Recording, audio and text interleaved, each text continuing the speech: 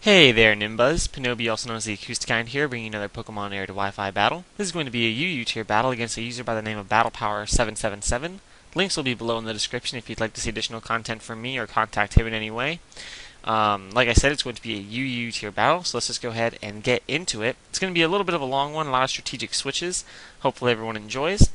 He's going to lead with a Nidoqueen. I'm going to lead with my Puffing Tom, a Quillfish. Going to just go ahead and set up the spikes. I know Nidoqueen likes to carry Earth Power, which will knock me down to my Focus Sash, but I'm confident he'll want to set up the Stealth Rocks first. And I actually carry 2 Rapid Spinners on this team, so I'm not afraid of competing with him for setting up entry hazards. This team actually likes to abuse entry hazards quite a bit. So he's going to go for the Earth Power. It's not going to knock me down to my Sash, and I'm going to switch out to my Turtle Tiger version 3, a physically defensive Blastoise, to take the Ice Beam. He probably just went for the Ice Beam because it would be able to kill, and if I tried to switch out to a Flying type to get immune for the ground move, it would be able to hit that as well. I'm going to scare him off because he's fearing the water move like a Surf, and I'm going to be able to get the Rapid Spin, which is nice for me.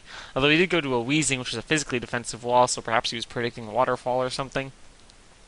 I am going to predict the Thunderbolt nicely. Just go to my specially defensive Registeel, Simmer Down version 3, because he needs to simmer down now. And he's going to go for a Flamethrower, which I realize is super effective, but Weezing is a physically defensive poke, not really known for its special attack stat, although it is decent. And yeah, Registeel is pretty much a monster that can take unstab hits, no problem. So I am going to go for the Toxic here, predicting a switch, which would have been a nice play for me, but unfortunately I am going to get the Parahax. So I'm just going to kind of be forced to switch out, fearing the close combat. He did get the Intimidate, I believe, or no, actually I think he is a Tech Hitmontop, which abuses Fake Out and Mach Punch, both of which are 40 base power or lower, which is increased with the Technician ability.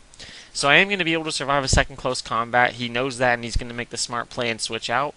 I went for an Aqua Jet because he had -1 defense from the close combat, so if he opted to stay in, since Aqua Jet has priority, I could hit him first, and maybe he would be forced to switch and die off from entry hazards. So I'm going to go to my Marigold as Sleep Fodder, predicting the Sleep Powder, but he's actually going to go for the Leech Seed, perhaps predicting a switch to Registeel, which is already statused. That's the only thing I can think of right off the top of my head. I am just going to go for the Heal Bell to get the paralysis off of my Registeel before going to sleep myself, since the only really other option I could have done is Seismic Toss, which with the Black Sludge and Leech Seed recovery wouldn't have been very effective for me. So I'm just going to switch out to my Roundabout because I know I can set up on this thing with Dragon Dance, but he's going to switch out to Nidoking. I know Nidokings are often mixed, so he could carry the 4 times effective Ice Beam, but I know that since I'm a max specially bulky Altaria, I would be able to take one, and I just go for a Roost to scout if he has the Ice Beam. Unfortunately for me, he's going to get Freeze Hacks, which is going to prevent me from roosting up. And I am going to just switch out because Altaria has the Natural Cure ability, which heals statuses upon leaving battle. Go to my Sanji version 2 because Hitmonchan, Hitmontop, and Hitmonlee all have pretty high base special defense, even with no EV investment. And I'm just going to fire off, I believe, a Drain Punch, maybe a Fake Out first. Drain Punch. Sorry, this battle was a bit old. And even though I realize Nidoking resists Drain Punch, it would allow me to get a little bit of recovery, and I don't have too much of an out for that Nidoking. Perhaps he was predicting me to carry the super effective Ice Punch, so his not knowing my Hitmonchan set is really going to sort of force him to waste his Azumarill there.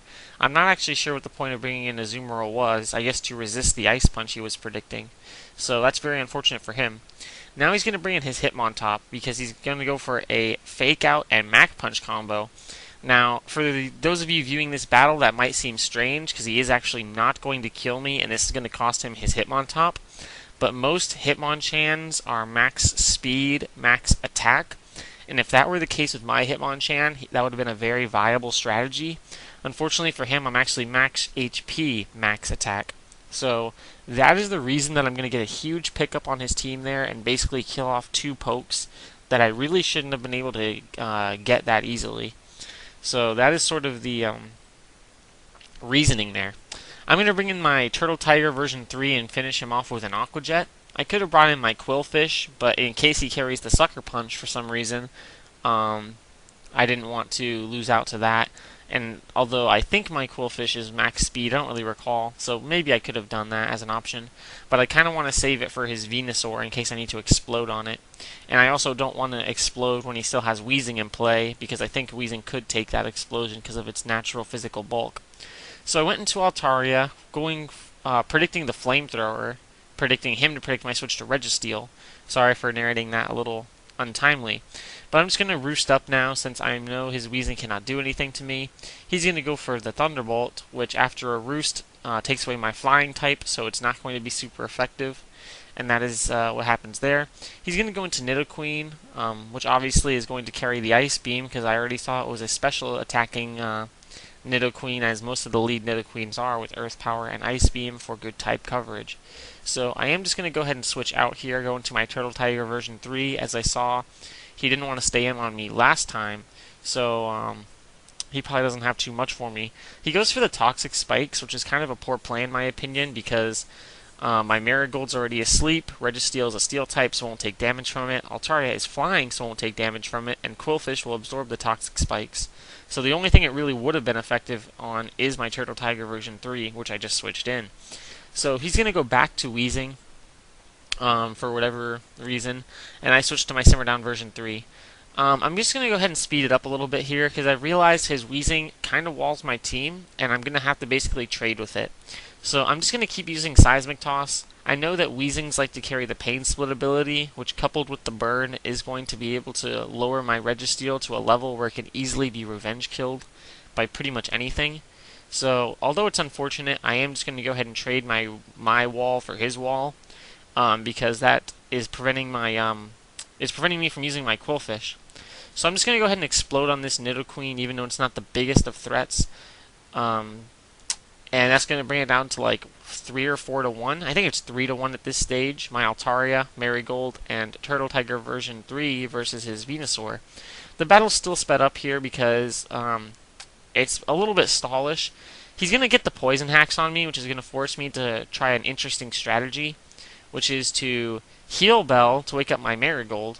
And I thought he'd predict my switch to Marigold, so I'm going to switch into my Turtle Tiger version 3 to take the Sleep Powder, because I really need him to get this asleep, because I need my Marigold.